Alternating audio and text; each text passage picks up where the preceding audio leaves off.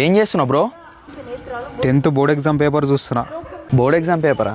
ఎక్కడిది? ఈరోజు పొద్దున ఇల్లు బూజు దులుపుతుంటే దొరికింది. బోర్డ్ ఎగ్జామ్ పేపర్ నీతో ఎందుకు పెట్టుకున్నావు బ్రో? అంత కష్టపడి ఎగ్జామ్ రాసి వాళ్ళకెందుకు ఇవ్వాలని నేనే ఇంటికి తెచ్చుకున్నా.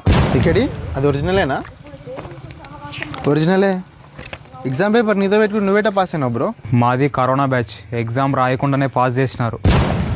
బ్రో రాసిన కవిపరిచయం చదువు నెక్స్ట్ లెవెల్ ఉంటుంది. కవిపరిచయమా? ఈ కవి చిన్నప్పుడు చిన్నగా ఉండేవాడు, పెద్దయ్యాకే పెద్దగైనాడు. నెక్స్ట్ చదువు. ఈయన పుట్టేంత వరకు ఈయన ఎవరో ఈ సమాజానికి తెలియదు, అది ఆయన గొప్పతనం. ఈయన పెళ్ళికి చాలామంది చుట్టాలు వచ్చారు, ఎందుకంటే వీళ్ళది అరేంజ్ మ్యారేజ్. ఈయన కుటుంబ వివరాల గురించి మనం మాట్లాడుకోకూడదు, ఎందుకంటే ఒకరి పర్సనల్స్ మనకు అనవసరం. ఒకవేళ ఆ కాలంలో కానీ నేను పుట్టుంటే మేమిద్దరం ఫ్రెండ్స్ అయ్యేవాళ్ళం. ఒక పరిశోధన ప్రకారం ఈయనకి కార్తీక దీపం సీరియల్కి ఎలాంటి సంబంధం లేదని తెలిసింది.